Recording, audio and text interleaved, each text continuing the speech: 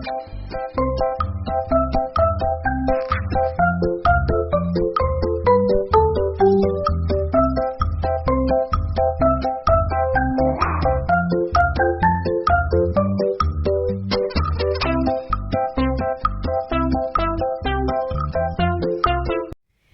adik-adik, selamat datang kembali di ibadah online sekolah minggu Karismata Kids.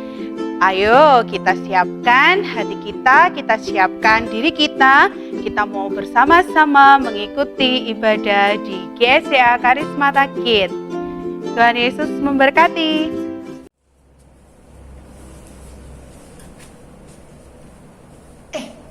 Ada yang tahu Kak Sensa nggak? Temen kakak. Tadi kayaknya ada deh sama kakak, tapi kok sekarang nggak ada? Mana ya?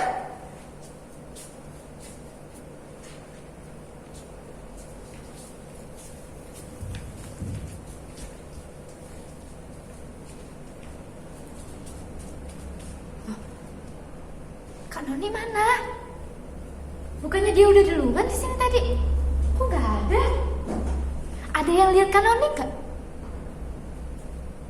Mana sih Kak Noni? Kakak cari dulu ya.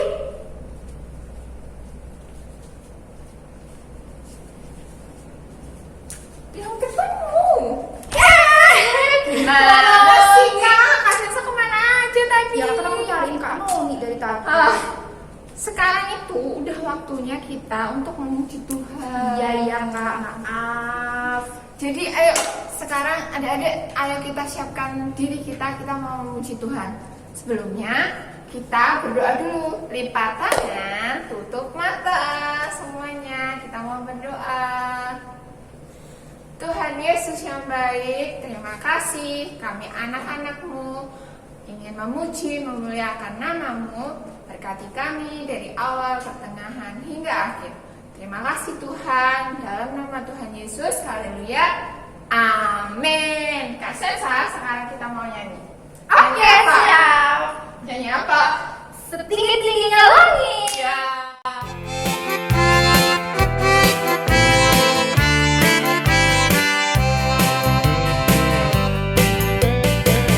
Tingginya langit, lebih tinggi kasih Yesus.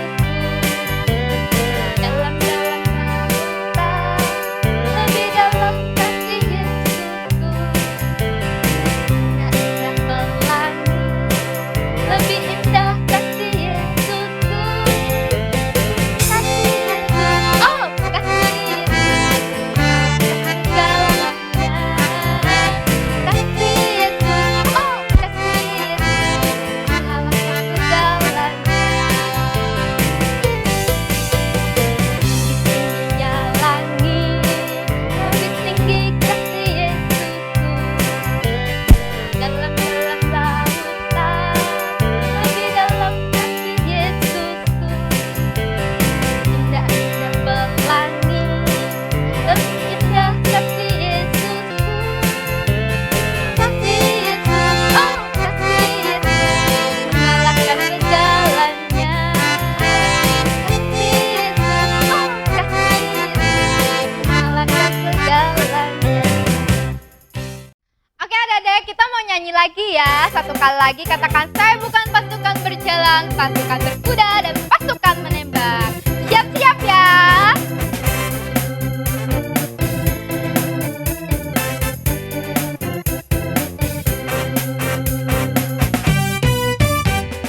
Saya bukan pasukan berjalan, pasukan berkuda, pasukan menembak. Saya tidak menembaki musuh, tapi saya laskar Kristus. Saya laskar Kristus. Saya laskar Kristus. Siap gerak dor. Saya laskar Kristus. Siap gerak dor. Saya tidak menembaki musuh, tapi saya laskar Kristus. Ulang lagi ya satu kali, katakan haleluya. Saya bukan pasukan berjalan, pasukan berkuda, pasukan menembak. Saya tidak menembaki musuh, tapi saya laskar Kristus. Saya laskar Kristus. Saya laskar Kristus. Siap gerak Don, saya tidak menembaki musuh, tapi saya laskar Kristus. Haleluya.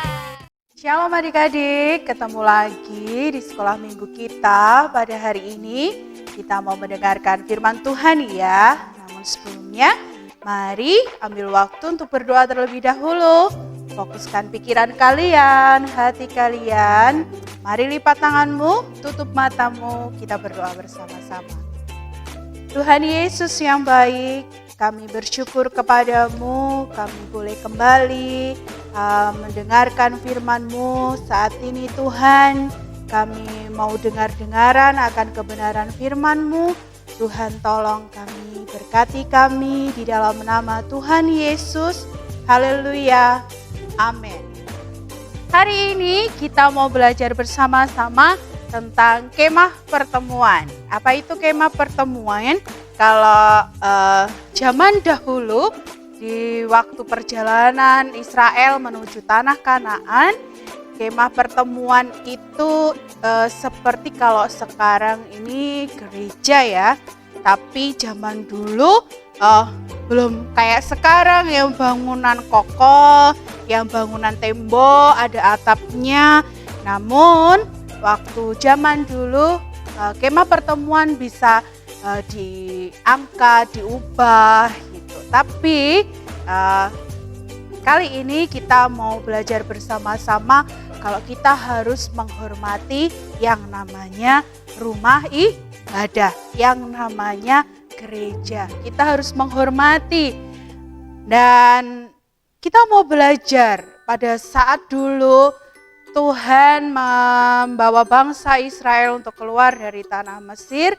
Di sana mereka belum ada tempat ibadah kan. Mereka cuma jalan bersama-sama, terus berhenti istirahat di tenda. Satu ketika Tuhan menginginkan bangsa Israel yang ada di perjalanan, yang ada di padang gurun itu untuk memiliki satu tempat ibadah khusus.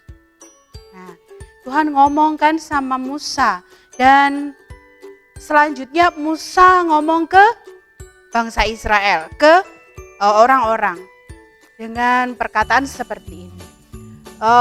Mari kita akan membangun rumah ibadah, mari kita akan membangun bait Allah, kemah suci untuk kita beribadah di sana. Agar kita bersama-sama bisa beribadah di tempat itu.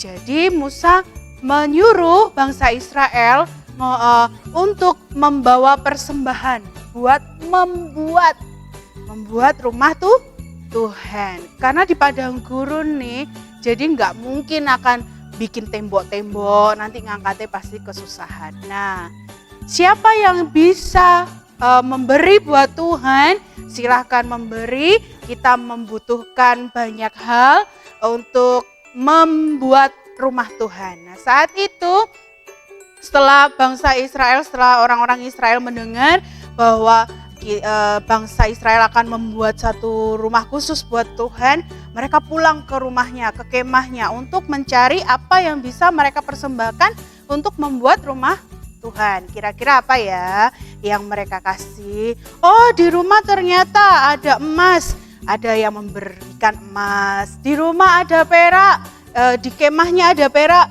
dipersembahkanlah perak. Kalau di kemahnya mereka punya kain, mereka persembahkan itu kain buat rumah Tuhan. Ada juga yang memberikan kulit binatang, dipersembahkan untuk rumah Tuhan. Sampai-sampai Musa ngomong, sudah cukup ini untuk pembuatan rumahnya Tuhan.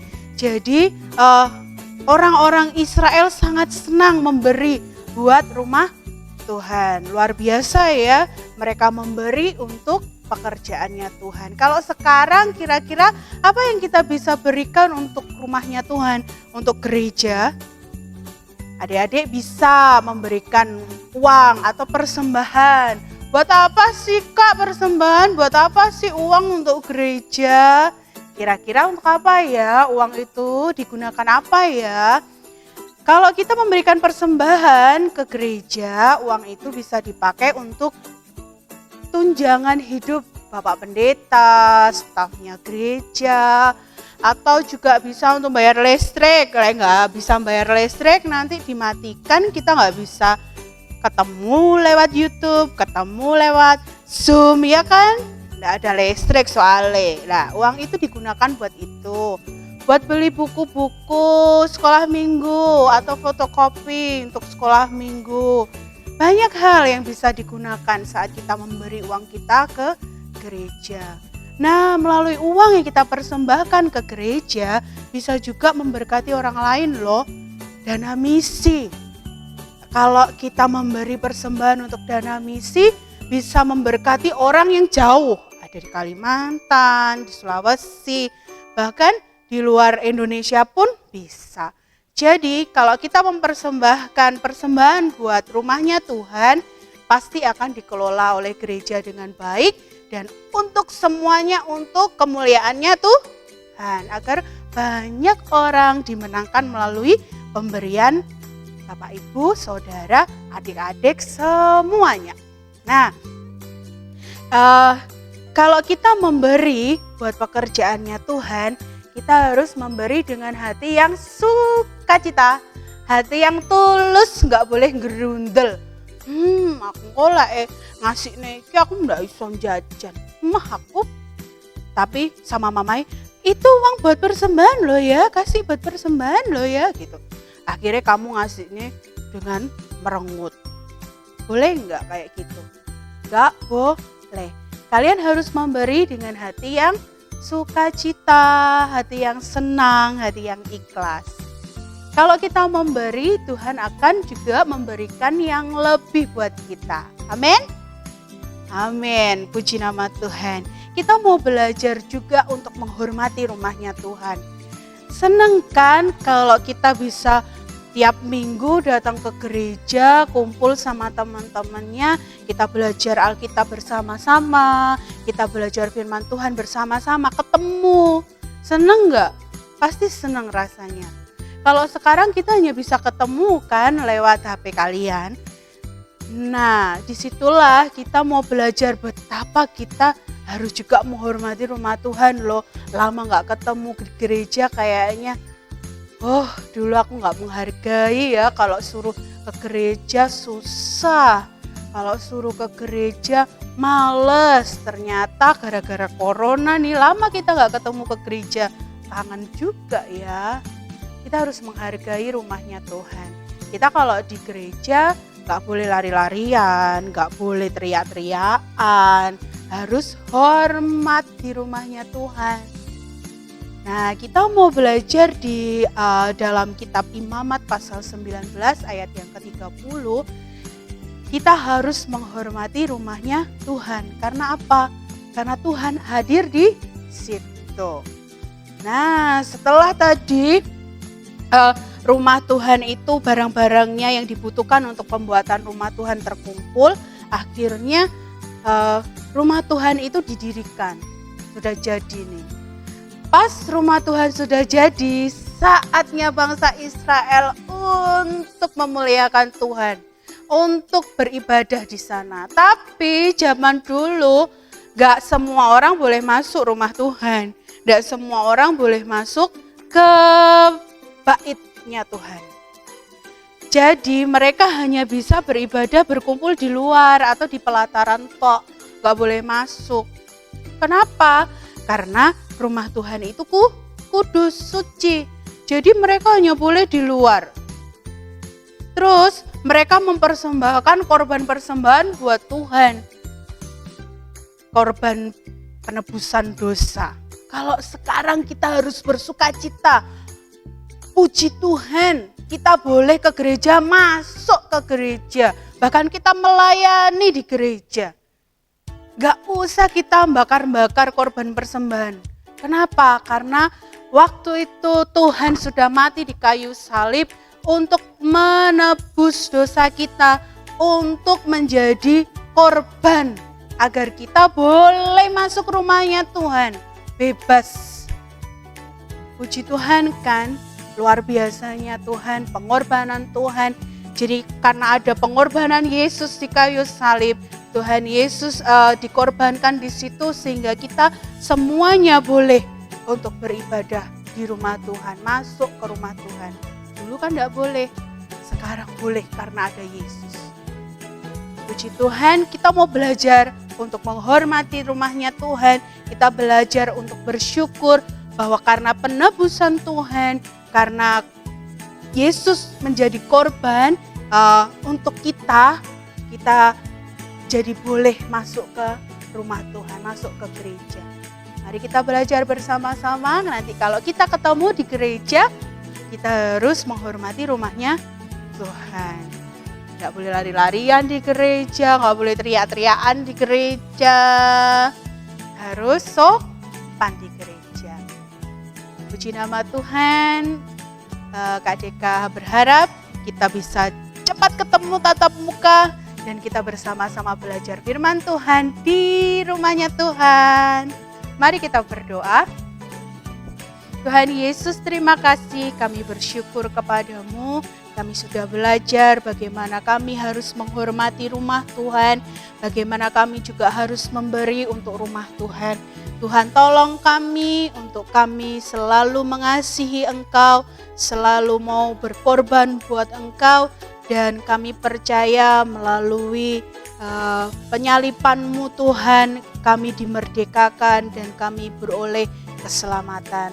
Saat ini Tuhan, kami mau terus menjadi anak-anak-Mu, murid-murid-Mu yang selalu mengasihi Tuhan dan merindukan rumah-Mu. Terima kasih Tuhan Yesus, di dalam nama Tuhan Yesus Kristus kami sudah berdoa. Haleluya. Amin.